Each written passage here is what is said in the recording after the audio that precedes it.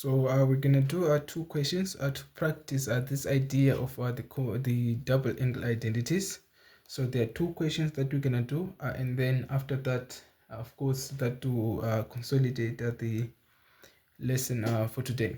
Now, let's say question one says, simplify the following. They say we must simplify 2 sine 2a multiplied by cos of 2a. Of course, this is it looks, of course, like the sine identity, but where this would actually be our theta, and also that would be our theta there. So if we were, of course, to simplify that, so this would be sine of course 2 multiplied by 2 of a. So this would actually be a sine of 4a when simplified. Now b says of course 6, we must simplify 6 cos of x multiplied by sine of x. So you see that these are actually written the other way around, but again multiplication is commutative. So but one thing that I need you to note, we have a 6 instead of a 2. So what I'm gonna do is that I'm gonna change that 6 to be a 3 multiplied by a 2. So this will be multiplied by 2 cos of x multiplied by sine of x. Now why did I do that? Is because I know the identity, which is 2 cos x multiplied by sine of x, not the identity for 6 cos of x multiplied by sine of x. So this will actually turn to be a 3 multiplied by, so this will change to sine of 2x. So this would be the simplified version for that. So this would be 3 sine of 2x. Now again, we must simplify a sine squared of 2 beta minus cos squared of 2 beta. Now you can already see that this looks like the cos identity, but the cos identity actually says cos squared theta minus sine squared theta. So you can see that this is actually written the other way around. So what I'm gonna do is that I'm gonna take out the negative as the common factor. So this would be a negative multiplied by, so open bracket. So this would be actually cos squared of 2 beta minus sine squared of 2 beta, and of course this would simplify to so this would be negative cos of 4 beta was a 2 and a 2, of course that would give us a 4. And now remember the cos identity says cos of 2a of 2 theta rather. So this 2 beta would be our theta. So that 2 and that 2, of course, they will multiply by they will multiply each other and give us a 4 in beta there. So this would actually be negative 4 or 4 beta. Now they say, of course, we must again simplify that. Of course, that again, that is the cos identity, the cos double angle identity. So this would actually turn to being a cos of 2 of x. So this would be actually cos of 4x. So that would be, of course, when we simplify that. I hope this makes sense. Of course, what I've been doing. I hope I'm not even confusing you even more. But of course, if you feel a little bit confused, you are always welcome to throw that in the comment section. Of course, I'll find a way, of course, to help you. Now, question 2 says simplify each of the following without the use of a calculator. Now we have sine of 15 degrees multiplied by cos of 15 degrees. Of course, if you look at that, that looks like the sine double angle identity, but the sine double angle identity has two so it would be 2 sine of 15 degrees multiplied by cos of 15 degrees.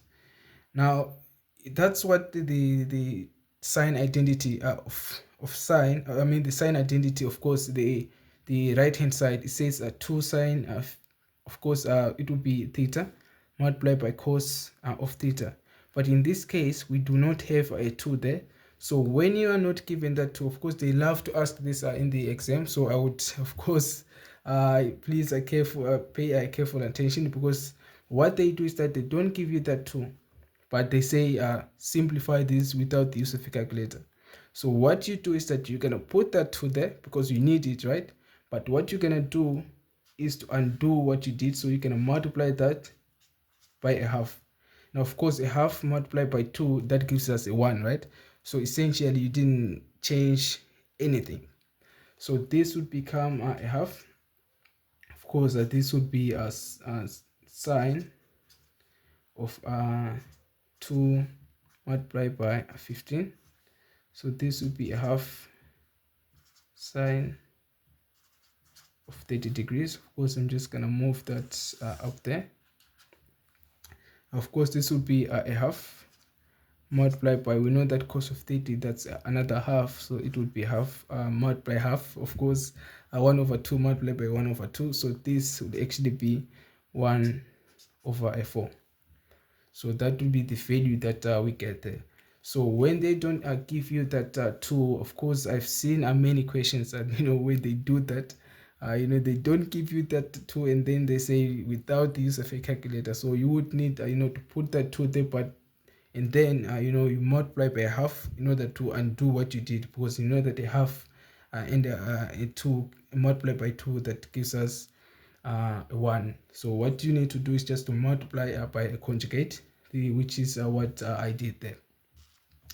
And then we must simplify cos of 30 degrees plus sine of 30 degrees, so squared, of course. So I would need to expand that. So if I expand that, that would be cos squared of 30 degrees.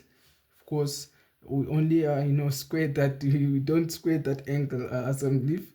So it will be cos squared 30 plus 2 sine of 30 degrees multiplied by cos of 30 degrees. So that would be plus sine squared of 30 degrees. Now we know that cos of an angle plus sine of another angle of that same angle, that gives us 1, right? So these two would actually give us a 1. Now again, you can always use your special angles, but in this case this would actually make things a lot easier for us. So this would be plus, now this would be plus 2. We know that sine of 30, that gives us a half. So this will give us 1 over 2 multiplied by, we know that sine of 30, that's root 3 over a 2. So this will be root 3 over a 2. So if we were to simplify that, now again I'm just gonna try to simplify this before I combine it with that. So this will be 1, of course that would be 4 multiplied by that, that would be, I think, yeah, am I doing it right? I feel like there's something I am doing wrong here in a sense. Anyway, let's see. Of course, yeah, it is. So this would be plus, so those two. So this would be, of course, yeah, now I see. I thought this was gonna give me say an 8, but now I forgot that would be over 1 there. So actually this would be 2 root 3 all over a 4. So in actual fact this would be a 4 there plus 2 root 3. Of course you can even go further, you can take that 2 as a common factor, so it would be 2 plus root 3 over a 4. Of course you can always so that 2 cancels with another 2 there, so this would actually become 2 plus root 3 over a 2. Now, one thing that you could have done was to change that. So you can see that this is the sign identity. So from this part, of course, what you could have done, let me just write it in another pen.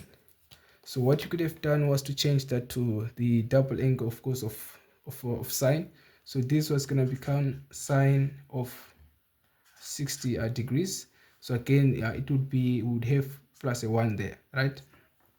So sine of 60, of course, we know that sine of 60, that's root 3 over a 2. So this would be root 3 over a 2 plus 1. Of course, when you combine those two, you would have 2 plus root 3 all over a 2. Now that was the other way that you could have done this. Now see, they say we must again simplify without the use of a calculator. 2 cos squared of 22.5 degrees minus 1 is, you can see that this is actually that version of of the double angle identity for cos. So this would actually change to cos of 22.5, multiply that by 2. So this would actually become cos of 45 degrees, and we know that cos of 45, that's 2 over root 2. Of course, this can be rewritten again as root 2 over 2. So that would be the cos of 22 actually that was supposed to be squared, so that was supposed to be squared. Actually it's actually 5. So yeah, I think this is actually where we can end in terms of the practice for the double angle identities. So what you're gonna do is that on our next session, I'm gonna cover the other parts for the for trigonometry. So if this helped you, of course, be sure to like and subscribe if you haven't subscribed, and also hit that notification bell so that when the next lesson comes up, you'll be the first to be notified. But until next time, keep studying. That's it for today. Thank you.